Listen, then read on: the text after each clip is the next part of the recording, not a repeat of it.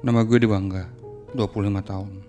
Sedang meniti karir sebagai budak korporat di Jakarta. Jadi maklum ya, sering lembur. Kadang baru pulang tengah malam, motoran ke rumah orang tua gue di Pondok Betung, Tangerang Selatan. Iya, gue tahu apa yang kalian pikirin kok. Pondok Betung, deket rel Bintaro ya, yang katanya horor. Benar. Rumah gue gak jauh dari perlintasan kereta api yang jadi lokasi kecelakaan kereta paling parah di Indonesia. Ini kejadiannya tahun 1987. Lo pasti pernah dengar. Namanya tragedi Bintaro. Bayangin aja, 2 kereta tubrukan satu jalur. Bukan dari belakang lo ya, tapi dari depan. Ada pada depan. Sama-sama dari arah yang berlawanan. Dan dengan kecepatan tinggi. Kereta dua-duanya sama-sama belum sempat ngerem. Ngeri gak tuh? Ini cerita yang gue dengar dari kecil. Katanya nih, pas lagi proses evakuasi, banyak banget tuh mayat yang gak bisa dikenalin. Gila gak? Apalagi yang di gerbong depan. Paling parah. Nah kalau soal yang horor-horor, gue awalnya gak percaya. Seumur-umur, gue cuma dapat cerita kiri kanan, tapi gak pernah ngalamin. Gue tuh orangnya rasional, gak percaya gitu-gituan. Sampai di satu malam ada pengalaman yang ngubah sikap gue. Gue yang sebelumnya skeptis, sekarang jadi percaya kalau ada orang yang matinya dalam kondisi gak wajar, maka arwahnya bakal gentayangan, bakal gak tenang. Dia bakal menampakkan diri di depan gue, depan lu, di depan orang-orang yang emang kebetulan lagi dikasih lihat. Selamat datang di Persami, Perkemahan Selasa Misteri. Persami bukan jurnalisme data. Persami bukan jurnalisme investigasi. Persami adalah jurnalisme yang bukan-bukan.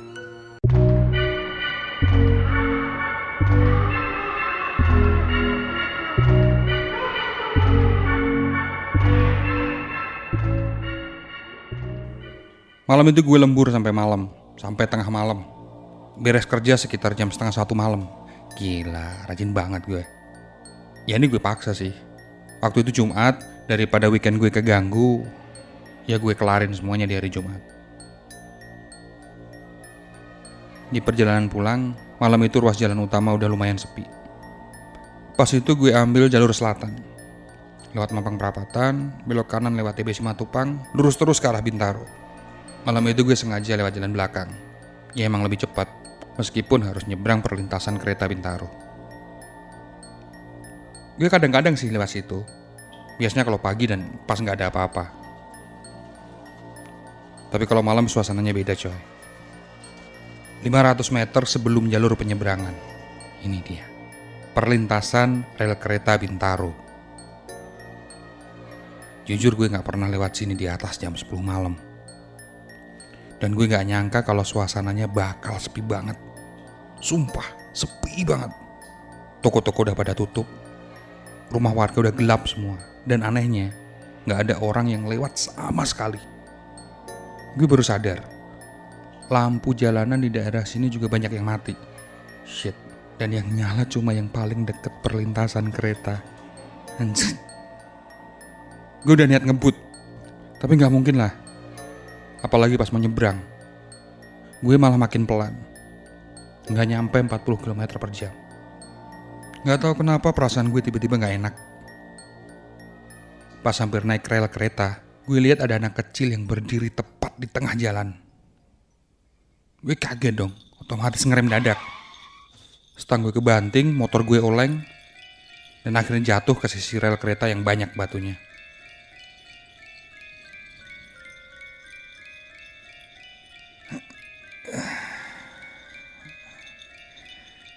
Gue masih berusaha buat berdiriin sepeda motor. Bangke, spakbornya ringsek. Itu anak tadi ngapain sih berdiri di tengah jalan? Bangsat. Tak lah, kalau kenapa-kenapa kan gue yang repot. Gue udah mikir kemana-mana, mikirin tanggung jawab lah. Kalau si anak itu kenapa-kenapa.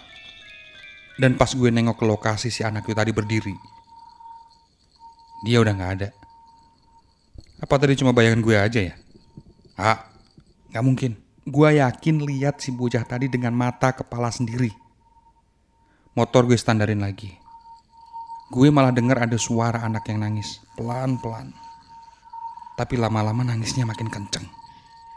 Aduh. Beneran kali ya anak tadi gue tabrak. Dia kepental, luka-luka terus nangis.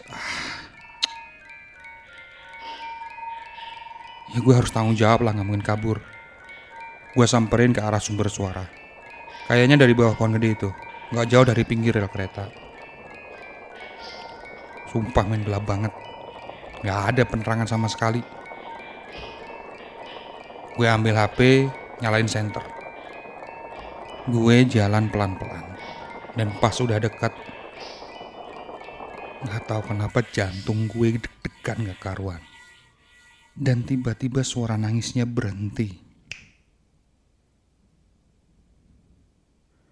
Gue dengar suara lain dari arah belakang.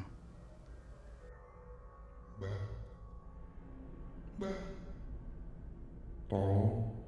tolong bantuin cari tanganku, Bang. Gue nengok dong ke belakang dan badan gue langsung merinding semua. Kaki gue lemes, jantung rasanya mau copot. Di depan gue ada laki-laki, pakaiannya lusuh, badannya penuh luka, dan darahnya itu belum kering. Tangannya astagfirullahaladzim. Tangannya sebelah kirinya udah buntung. Dan yang paling ngeri lo tau apa? Mukanya sobek di sini sana.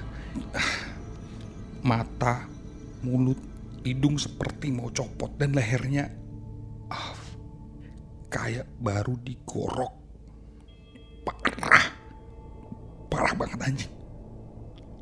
Ibarat kata dia adalah orang yang lu kenal, dan luka-luka itu bikin lu gak akan mengenalinya lagi.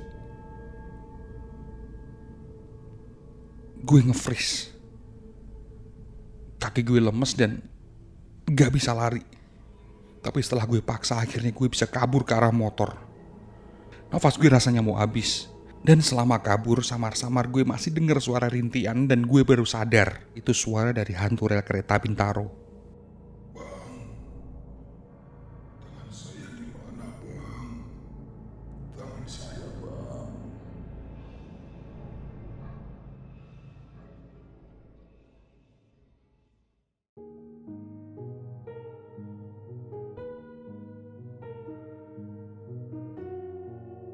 Kejadian yang akan selalu diingat, kecelakaan kereta api paling buruk dalam sejarah Indonesia. 19 Oktober 1987, waktu itu hari Senin. KA 220 jurusan Rangkas Bitung bertabrakan dengan KA 225 jurusan Jakarta, di dekat perlintasan Bintaro, Tangerang Selatan. Kedua kereta nggak sempat menurunkan laju kecepatan. Tepat pada pukul 7 pagi, kecelakaan terjadi. Gerbong-gerbong yang berada di belakang lokomotif terdorong ke depan. Akibatnya, kursi-kursi yang penuh penumpang tercerabut, terlempar ke arah depan dalam kecepatan tinggi. Inilah sumber petakannya. Para penumpang terjepit, tergencet, dan banyak yang tewas seketika. Menurut catatan polisi, tragedi Bintaro merenggut sekitar 150-an nyawa, 300 lainnya terluka. Bisa dibayangin betapa horornya proses evakuasi saat itu. Di dalam gerbong-gerbong dan lokomotif yang ringsek, mayat-mayat bergelimpangan dan kondisinya sangat mengenaskan. Potongan-potongan tubuh manusia berceceran di dalam gerbong yang ringsek. Sebagian terlempar entah kemana. Sebagian mayat pun gak bisa dikenali. Dewangga benar. Orang yang meninggal secara gak wajar akan gentayangan. Begitu juga dengan arwah dari korban tragedi Bintaro. Kalau kamu melewati bekas lokasi kecelakaannya pada malam hari, jangan kaget jika kamu bertemu dengan mereka. Masyarakat sekitar sudah terbiasa. Beberapa ada yang pernah melihat secara langsung sosok hantu bermata merah. Ini cukup mengerikan, sampai kadang-kadang menyebabkan kecelakaan bagi orang yang melintas. Ada juga yang melihat penampakan anak kecil. Anak-anak kecil yang sedang bermain di rel kereta. Tapi saat dihampiri, anak-anak itu menghilang begitu saja. Beberapa ada yang mengaku mereka mencium bau aneh setiap kali melintasi rel kereta. Seperti bau darah, anyir, atau bau daging terbakar. Dan yang paling horor, hantu yang mencari potongan tubuhnya sendiri, persis seperti yang dialami Dewangga. Hantu ini menyusuri daerah rel kereta, mencari potongan tubuhnya yang terputus. Ada yang mencari tangannya, potongan jarinya, mencari kakinya, dan hantu tanpa kepala yang mencari kepalanya. Pelajaran untuk kita semua, jangan lagi ada nyawa yang sia-sia hanya karena ketidakbecusan mengurus sistem transportasi publik. Cukup tragedi Bintaro saja, gak perlu cerita tragis lainnya. Dan semoga arwah-arwah yang bergentayangan bisa segera tenang di alam sana. Saya Yantina dan rekan saya Riva pamit undur diri.